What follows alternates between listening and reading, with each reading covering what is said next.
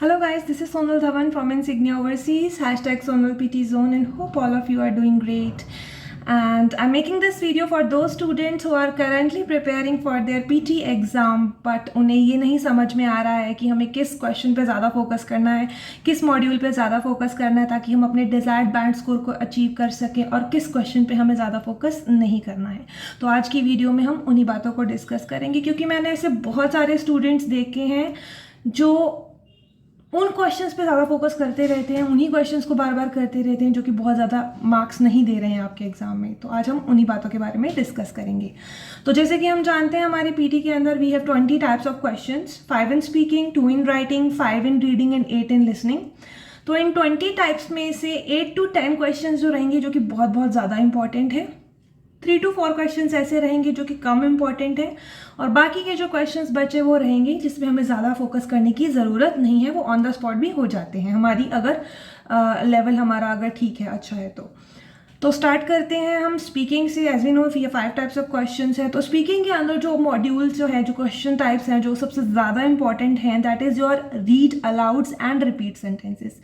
Read alouds की अगर मैं बात करूं तो 6 to 7 questions will come in your exam. Read alouds बहुत बहुत ज़्यादा इंपॉर्टेंट है, हाई वेटेज के क्वेश्चन है ये पीटी के अंदर, हाईएस्ट वेटेज का मैं ये कहूँगी। और ना ही केवल ये स्पीकिंग के लिए बहुत ज़्यादा इंपॉर्टेंट है, ये रीडिंग के लिए भी बहुत ज़्यादा इंपॉर्टेंट है, क्योंकि ग्रेस मार्क्स दे रहा है रीडिंग के अंदर। तो रीड अलाउड्स की प्रैक्टिस आपको डेली बेसिस पे करनी है, लेकिन आपको एक बात का ध्यान रखना है कि हमें किसी के सामने बैठकर ही रीड अलाउड करनी चाहिए। अगर हम अकेले में रीड अलाउड की प्रैक्टिस करेंगे तो हमें नहीं पता चलेगा कि हमारी क्या गलती है। तो हमें किसी के सामने बैठकर ही प्रैक्टिस करनी चाहिए रीड अलाउड्स की। और इसमें मैं आपको एक बात और बताना चाहूँगी कि जो 1 सेंटेंस पैटर्न चला हुआ है आजकल पीटी के रीड अलाउड्स के अंदर, वो आपको नहीं यूज़ करना है। ऐसा नहीं है, बिल्कुल भी नहीं है कि उससे मार्क्स आ रहे हैं। बहुत सारे लोकल इंस्टीट्यूट्स में ये बताया जा रहा है कि भाई अगर आप 1 सेंटेंस पैटर्न फॉलो करते हैं, मतलब कि अगर 2 to 3 सेंटेंसेज हैं आपके रीड अलाउड में, तो उसमें से जो भी सेंटेंस आपको ईजी लग रहा है, जिसमें कोई डिफ़िकल्ट वर्ड नहीं है, आप उसी को बोल दीजिए। 12 to 14 वर्ड्स आप प्रॉपर फ्लुएंसी और प्रोनाउंसिएशन अच्छी के साथ बोल देंगे तो आपके अच्छे मार्क्स आ जाएंगे। नहीं, ये आपको मार्क्स नहीं देंगे। कुछ हद तक ये आपको स्पीकिंग में मार्क्स दे सकते हैं, लेकिन ये आपको रीडिंग में मार्क्स तो बिल्कुल भी नहीं देंगे। तो हमें इस बात का ध्यान रखना है कि अगर आपको आता है तो आप प्लीज़ पूरा पढ़िए उस चीज़ को, पूरे पैराग्राफ को पढ़िएगा। दूसरी बात अगर हम करें रिपीट सेंटेंसेस की, again repeat sentences second highest weightage वाला क्वेश्चन है पीटी के अंदर, और बहुत बहुत बहुत ज़्यादा इंपॉर्टेंट है स्पीकिंग के लिए भी और लिसनिंग के लिए भी। तो हमें इसकी प्रैक्टिस भी हर रोज़ करनी चाहिए। डेली बेसिस पे हमें 50 to 60 क्वेश्चन तो एटलीस्ट करने ही चाहिए। उसके बाद आ जाते हैं हमारे डिस्क्राइब में जो रिटेल लेक्चर, जो कि थोड़े कम इम्पॉर्टेंट है, लेकिन इसकी अगर आपको अच्छे से एक बार प्रैक्टिस हो जाती है, एक बार आपको करने आ जाते हैं, तो फिर ज़्यादा दिक्कत नहीं होती है। और लास्ट में बचता है हमारा आंसर शॉर्ट क्वेश्चंस, जो कि बहुत ज़्यादा इंपॉर्टेंट नहीं है, तो हमें इतना फोकस करने की ज़रूरत नहीं है। Let's move to writing section. Writing में हमारे 2 टाइप्स के क्वेश्चन है, summarize written text and essay. Summarize written text no doubt आपको रीडिंग के अंदर ग्रेस मार्क्स दे रहा है, तो उसको अच्छे से करने की ज़रूरत है। 1 to 2 question will come in your exam.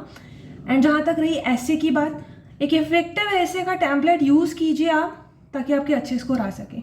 ऐसे नहीं अगर आप कुछ भी लिख के आ जाएंगे तो आप 9 बैंड या 8.5 या 8 बैंड स्कोर आ जाएगा आपका, ऐसा नहीं होगा। क्योंकि राइटिंग को बहुत कम मार्क्स दे रही है, जो बाकी मार्क्स आ रहे हैं वो ग्रेस मार्किंग है दूसरे मॉड्यूल से। तो इसके अंदर जो भी हम यूज़ कर रहे हैं template, it should be effective, अच्छा होना चाहिए। कुछ कंटेंट ऐड कीजिए ताकि कंटेंट के बिल्कुल 0 मार्क्स ना रहें आपके। उसके बाद हम बात करते हैं रीडिंग की।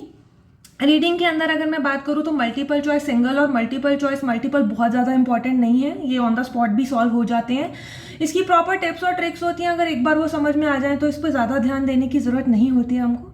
और अगर मैं बात करूँ रीऑर्डर पैराग्राफ्स की, ये इंपॉर्टेंट है लेकिन थोड़े कम इंपॉर्टेंट है। अगर ये आप नहीं अच्छे से अगर आपको आते हैं तो 6.5 आपके आ जाते हैं, लेकिन अगर ये अच्छे से आप कर लें तो शायद आपके 7.58 तक भी पहुँच जाएँ। तो इनका इतना सा रोल है। उसके बाद हमारे पास है reading fill in the blanks and reading writing fill in the blanks. ये बहुत बहुत बहुत ज़्यादा इंपॉर्टेंट है रीडिंग के लिए।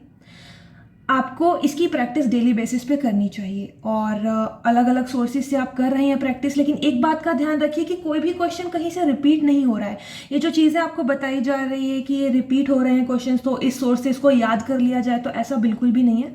Proper vocab, proper collocations, proper grammatical rules आपको आनी बहुत ज़्यादा ज़रूरी है। प्लस आपको सेंस बनानी आनी बहुत ज़्यादा ज़रूरी है। और दूसरी बात मैं कहूँ तो reading, writing, fill in the blanks again writing के लिए बहुत ज़्यादा इंपॉर्टेंट है। तो डेली बेसिस पे आपको इसकी प्रैक्टिस करनी चाहिए।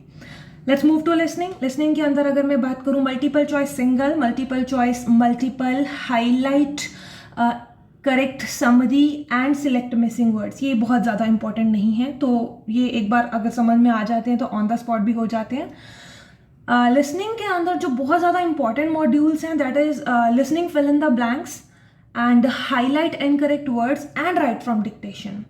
Listening, fill in the blanks आपको राइटिंग में ग्रेस मार्क्स दे रहे हैं और लिसनिंग में भी बहुत सारे मार्क्स दे रहे हैं। और इजी मॉड्यूल है, अच्छे से कीजिए, आप इसको प्रैक्टिस कीजिए। जिनकी स्पेलिंग मिस्टेक होती है, लिसनिंग स्किल्स इतने अच्छे नहीं है, वो डेली बेसिस पे इसकी प्रैक्टिस करें।